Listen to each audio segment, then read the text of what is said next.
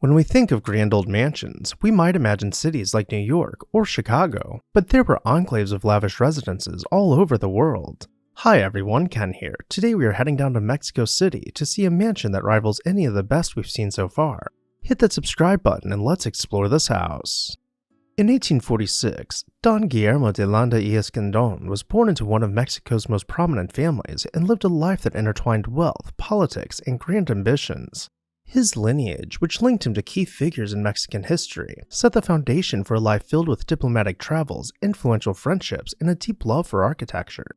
His father, Jose, was a member of the Council of Notables during the Second Mexican Empire, while his mother, Maria, served as a lady-in-waiting to Empress Scarlett.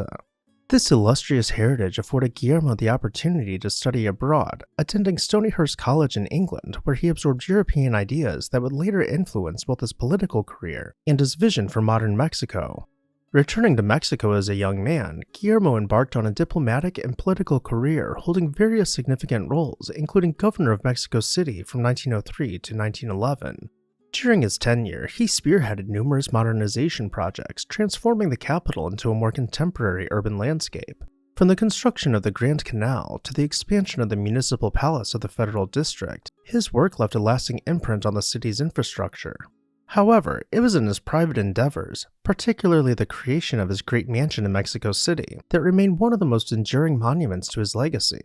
Situated near the prestigious Paseo de la Reforma, Guillermo's residence was designed between 1903 and 1906. Inspired by the French Renaissance and Gothic styles, the mansion was reminiscent of the grand castles along France's Loire Valley, with its conical towers, intricate cornices, and elegant facade evoking a bygone era of aristocratic splendor. Drawing comparisons to Willie K. Vanderbilt's mansion in New York and William Borden's in Chicago, Guillermo's mansion was a marvel of its time, showcasing the architectural ambitions of Mexico's elite during the Porfiriato. The house, designed by the English firm Waring & Gillow and decorated by Roberto Bloch, was a collaborative effort that blended European and Mexican influences. Over 16,000 square feet in size, the mansion featured grand reception rooms, a magnificent hall with New Spain-inspired colonial furniture, and lush, formal gardens surrounding it all. This was more than just a residence, it was a social hub where Mexico's political and social elite gathered, hosted by Guillermo and his family. Despite the grandeur and beauty of the mansion, the tides of history would soon turn against Guillermo and other elites like him. As the Mexican Revolution gained momentum in the early 1910s, the family was forced to flee the country.